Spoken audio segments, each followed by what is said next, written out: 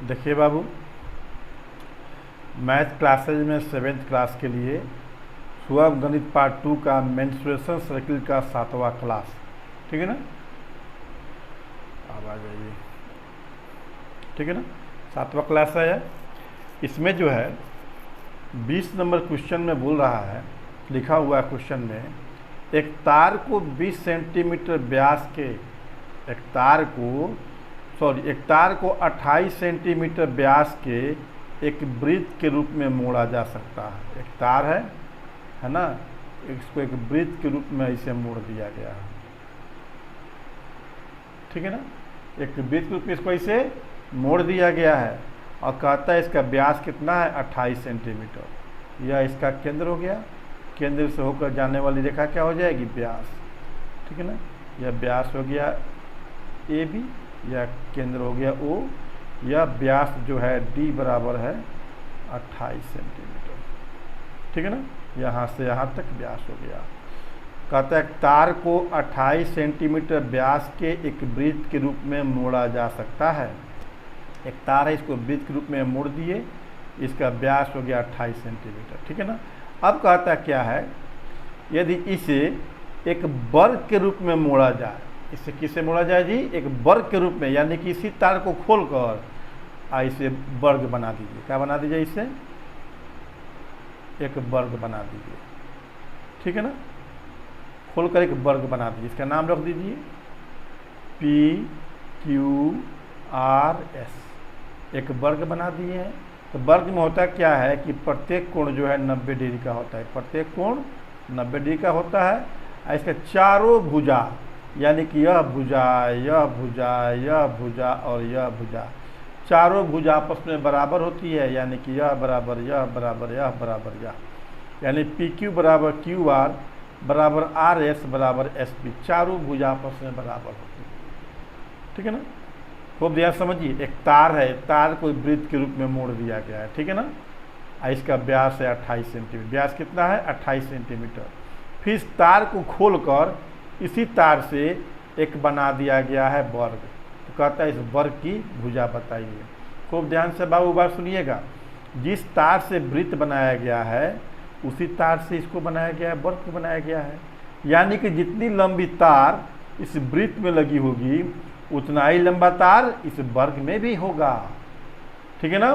जितना लंबा तार इसमें होगा, क्या वही लंबाई जो इस वर्ग के लगे तार के जितना लंबा यह तार होगा, ठीक है ना, ठीक है ना, उसी तार से इसको बनाया गया है। तो इसकी भी इस सब लंबाई को जोड़ दें तो इस तार की लंबाई के बराबर आ जाएगा। फिर ध्यान से सुनिए, एक तार से एक वृत्त बनाया गया है, ठीक है ना। इसका व्यास है 28 सेंटीमीटर। अब इस तार को खोलकर वर्ग बना दिया गया है, ठीक है ना। तो यह किनारे किनारे जो तार की लंबाई होगी वही लंबाई इसमें भी इस किनारे किनारे तार की लंबाई होगी, क्योंकि सेम तार क्या है, सेम तार है। तो इस वृत्त की परिधि में किनारे किनारे की लंबाई को कहते हैं परिधि। अब वर्ग में किनारे किनारे की लंबाई को कहते हैं परिमिति। क्या कहते हैं, वर्ग में किनारे की लंबाई क्या कहते हैं, परिमिति। यानी यह परिमिति हो गया वर्ग का और यह परिधि हो गया इस वृत्त का, तो दोनों आपस में क्या हो जाएगा, बराबर, क्योंकि दोनों सेम लंबाई का तार है, ठीक है ना। लिखेंगे यहाँ पर, है ना। माना कि वो केंद्र वाला वृत्त एक तार से बनाया गया है, एक तार से बनाया गया है। यह ओ केंद्र वृत्त किससे बनाया गया है जी, एक तार से बनाया गया है, जिसका व्यास कितना है, 28 सेंटीमीटर, है ना। जिसका व्यास डी बराबर है 28 सेंटीमीटर। इसका व्यास कितना है, 28 सेंटीमीटर इसका व्यास है, ठीक है बाबू। अच्छा, अब यहाँ पर आइए। तो यहाँ पर जो तार से बनाए हैं वृत्त, ये किनारे के लंबाई तरवा है, इसी से वृत्त बन गया है। इस तार की लंबाई कितनी हो जाएगी, इस तार की लंबाई कितनी होगी, तो इस वृत्त की किनारे किनारे की लंबाई को क्या कहते हैं? परिधि कहते हैं। यानी जो इस परिधि का वैल्यू होगा वही इस तार की लंबाई का होगा। ठीक है ना? ठीक है बाबू, यहाँ से यहाँ तक तार है, तार का वृत्त बना हुआ है। ठीक है ना? इसी तार की लंबाई को बताना है। आइए, चूंकि यह जो वृत्त का किनारा किनारा भाग है, इस किनारा भाग को क्या कहते हैं हम? परिधि। यानी तार की लंबाई किसके बराबर हो जाएगी? परिधि के बराबर। तो लिखेंगे तार की लंबाई बराबर वृत्त की परिधि। वृत्त की परिधि, ठीक है ना? वृत्त का परिधि का फॉर्मूला क्या होगा? पाई गुणा डी। यहाँ व्यास दिया हुआ है तो पाई गुणा डी लिखेंगे, यानी पाई गुणा व्यास लिखेंगे। यदि त्रिज्या दिया गया रहता तो लिखते हैं 2 पाई आर। ठीक है ना? अब लिखे यहाँ पर 22। पाई का वैल्यू कितना होता है? 22/7। डी का वैल्यू कितना है? 28 सेंटीमीटर। ठीक है ना? घटाओ, 7 चौका 28, ये हो गया 88। 4 से गुणा करो, 4 दूना 8, 4 दूना 8, 88 सेंटीमीटर। यह वृत्त की परिधि की लंबाई हो गई। ठीक है ना? अब इस तरवा को खोलकर एक वृत्त बना दिया, एक वर्ग बना दिया। ठीक है ना? तो वर्ग बना दिए हैं, तो जितना तार की लंबाई है उसी तरह से बनाए हैं जी। इसका मतलब यह हुआ कि इस किनारे किनारे की लंबाई, जो तार की जो लंबाई है, यह वृत्त के परिधि के बराबर होगी। ठीक है ना? ये दोनों में सेम तार यूज हुआ है। तो लिखेंगे इस तार को खोलकर एक वर्ग PQRS बनाया गया है। ठीक है ना? तार को खोलकर एक वर्ग PQRS बनाया गया है। ठीक है ना? तो तार कौन है? यही न किनारे किनारे तार लगा हुआ है। इसके आगे तार की लंबाई को क्या कहेंगे? इसे वर्ग की परिमिति। तो लिखेंगे इसलिए वर्ग की परिमिति बराबर, ये परिमिति किसके बराबर हो जाएगा? इसके परिधि के बराबर हो जाएगा, है ना? लिखेंगे वृत्त की परिधि। ठीक है? अब आ जाइए और क्या लिखिए या तो वर्ग की परिमिति का फॉर्मूला क्या होता है? 4 गुणा 1 भुजा। क्या होता है? 4 गुणा 1 भुजा। वर्ग की परिमिति का फॉर्मूला 4 गुणा 1 भुजा। अब परिधि, ठीक है ना? परिधि कितना निकला हुआ है? देखो यहाँ पर निकला है 88 सेंटीमीटर। कितना है जी? 88 सेंटीमीटर। यहाँ परिधि लिखो तो चाहे लिखो तार की लंबाई। तार की लंबाई बात सेम है। ठीक है ना? अब आ जाओ, हमको एक भुजा निकालना है। 4 को क्या करेंगे? हटा देंगे। 4 कहाँ चल जाएगा? बट्टा में। ये हो गया सेंटीमीटर। ठीक है? भुजा बराबर 4 से कट जाएगा, 4 दूना 8, 4 दूना 8, यह हो गया 22 सेंटीमीटर। यही वर्ग की एक भुजा निकल गई। ठीक है? अब आ जाइए, अब कहता है तार का एक टुकड़ा आयत के रूप में है जिसकी लंबाई चौड़ाई क्रम से 92.3 सेंटीमीटर और 83.7 सेंटीमीटर है। इसे मोड़ करके वृत्ताकार रूप दे दिया गया है। तो वृत्त की त्रिज्या बताइए। ठीक इसका उल्टा सवाल है। ठीक इसका उल्टा सवाल है। एक आयत है, इसे खूब ध्यान से देखिए। ठीक है ना? इस आयत में कहता क्या है? लंबाई कितना है? 92.3, चौड़ाई 83.7। या लिख दिया लंबाई और चौड़ाई क्रम से। क्रम से मतलब होता है लंबाई पहले है तो पहले वाला लंबाई होगा, चौड़ाई बाद में है तो बाद वाला चौड़ाई होगा। ठीक है ना? लंबाई कितना है? 92.3 सेंटीमीटर। यह लंबाई हो जाएगी 92.3 सेंटीमीटर। ठीक है? और यह चौड़ाई हो जाएगी, चौड़ाई कितना है? 83.7। कितना है जी? 83.7 सेंटीमीटर। ठीक है ना? इसका नाम दे दीजिए ABCD। कहता है तार का टुकड़ा किसके रूप में है? आयत के रूप में है। ठीक है ना? लिखिए हल। लिखेंगे माना कि एक तार का टुकड़ा है ना, ए बी सी डी आयत के रूप में है, आयत के रूप में है ना। फिर लिखेंगे आयत की लंबाई बराबर कितना दिया है 92.3 सेंटीमीटर तथा चौड़ाई कितना है 83.7 सेंटीमीटर। ठीक है ना। तो यह जो आयत जो है आयताकार फिगर तार को मोड़ कर बनाया, किसे बनाया गया है जी, तार के को मोड़ कर बनाया गया है। ठीक है ना। यानी तार ऐसे आया, या तार है ऐसे गया और ऐसे आके यहाँ पर ही आयत बन गया, यहाँ से शुरू हुआ। ठीक है ना। ये टोटल तार की लंबाई क्या हो जाएगी, यानी इसको जोड़ देंगे, इसको जोड़ देंगे, इसको जोड़ देंगे और इसको जोड़ देंगे तो तार की लंबाई हो जाएगी, है ना। तो चारों किनारों को जोड़ देंगे तो तार की लंबाई हो जाएगी। और चूँकि यह आयत है, कौन सी है, यह आयत है, इसको चारों ओर के किनारे की लंबाई को जोड़ को कहते, चारों ओर के किनारे की लंबाई के जोड़ को कहते हैं आयत की परिमिति। क्या कहते हैं, आयत की परिमिति। इसका मतलब यह हुआ कि इस तार की लंबाई इस आयत की परिमिति के बराबर हो गया। तो लिखेंगे तार की लंबाई बराबर आयत की परिमिति। ठीक है ना। आयत की परिमिति का फॉर्मूला क्या होता है, 2 गुणा लंबाई जोड़ चौड़ाई। ठीक है ना।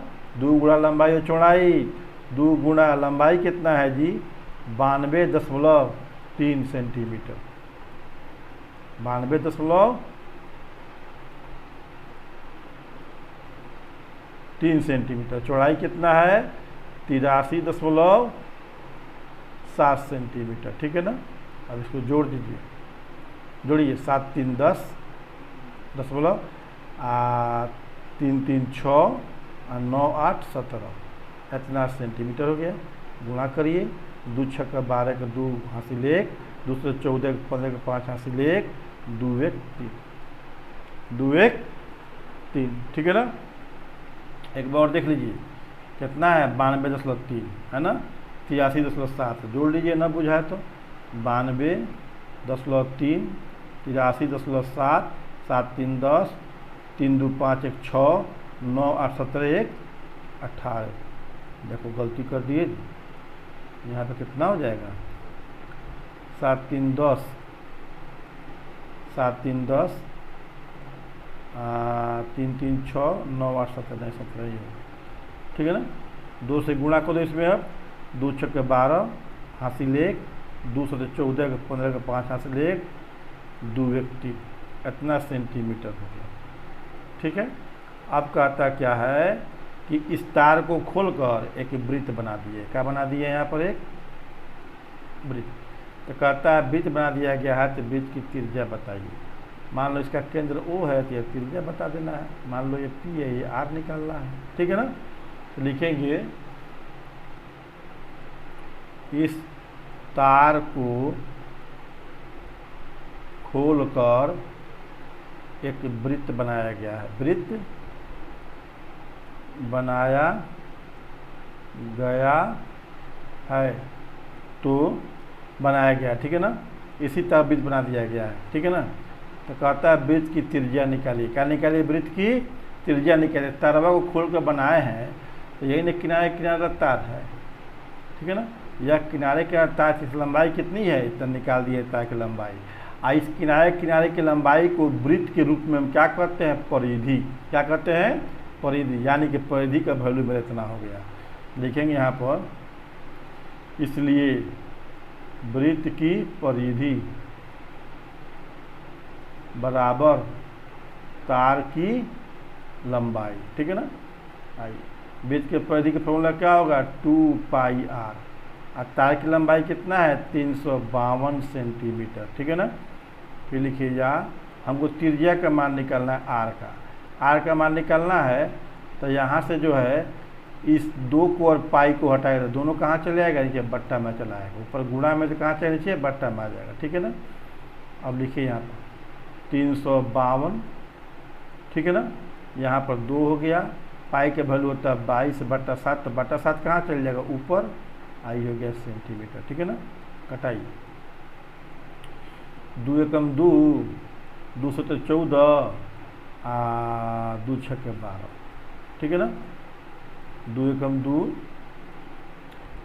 ठीक है ना। 1 पर 5, 2 से 14, 1 पर 2 छक्के 12, फिर 2 से कटेगा 11 मतलब, आई 2 8 16, 2 8 16, 11 से कटेगा 8 मतलब, कितना कटेगा, 8 मतलब। कटा तो गुणा करो, कट गया, नीचे सब कट गया, ऊपर क्या बचा, 8 और 7, 8 और 7 में गुणा कर कितना हो जाएगा, 8 7 56, यही मेरा त्रिज्या हो गया, यही मेरा त्रिज्या हो गया। अब आगे आइए, इसमें कहता है कि वृत्त की त्रिज्या 210 सेंटीमीटर है, दूसरे सकेंद्रीय वृत्त की त्रिज्या 224 सेंटीमीटर है। पहले वृत्त की परिधि दूसरे वृत्त की परिधि और पहले वृत्त की परिधि से कितना अधिक है, कोई दिक्कत ना है। खूब ध्यान से देखिए, 2 ठो सकेंद्रीय वृत्त है, यानी कि दोनों वृत्त का केंद्र क्या है, एक ही है। यहाँ बनाइए, एक यह वृत्त हो गया, ठीक है ना, एक इसके अंदर यह वृत्त हो गया, दोनों का केंद्र सेम है, इसका भी केंद्र यही है, इसका भी केंद्र यही है ना। इसकी छोटकी की त्रिज्या है r बराबर 210, बड़का का त्रिज्या कितना है, 224। तो कहता क्या है इसमें, इस दूसरे वृत्त की त्रिज्या दूसरे वृत्त की परिधि इस वृत्त की परिधि से कितना अधिक है।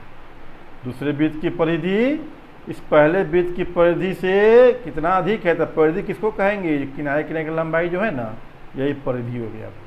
इसका परिधि यह हो गया, तो हम इसका परिधि की लंबाई निकाल लेंगे, इसका निकाल लेंगे, इसमें से क्या करेंगे, घटा देंगे, वही हमारा आंसर हो जाएगा। लिखेंगे, माना कि वो केंद्र वाला 2 सकेंद्रीय वृत्त है, 2 सकेंद्रीय वृत्त है ना। ठीक है, लिखेंगे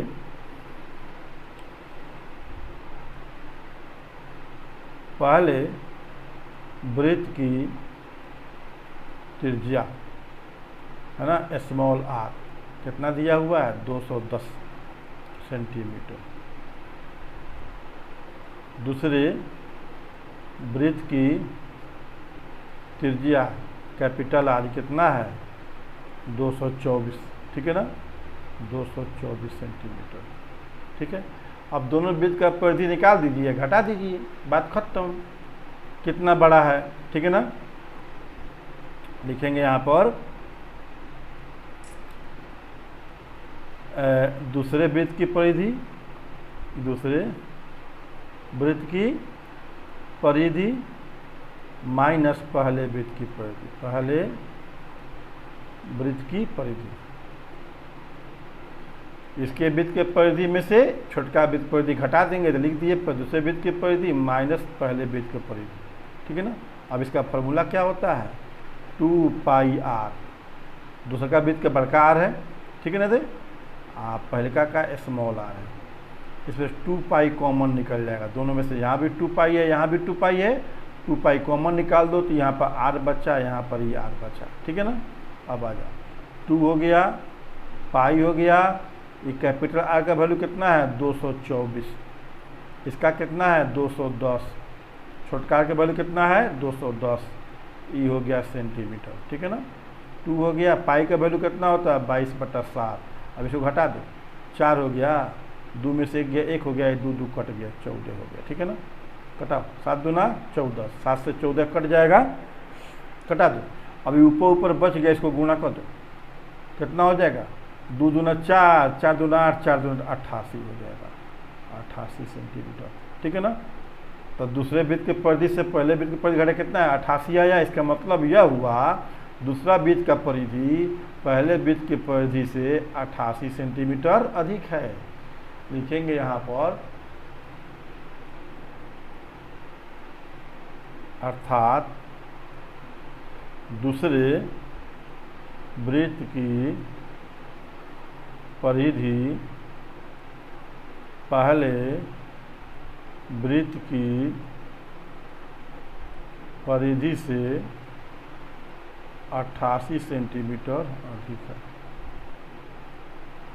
ठीक है, यही हमारा आंसर हो गया। ठीक है, अभी यह अध्याय समाप्त हो गया, चैप्टर ही। इसमें आपको समझ में आया हो बढ़िया से तो आप इसे सब्सक्राइब कर दीजिएगा और लाइक कर दीजिएगा, ताकि नेक्स्ट वीडियो जो है आपको फिर सही ढंग से मिल सके, सुविधा ढंग से मिल सके। ठीक है ना।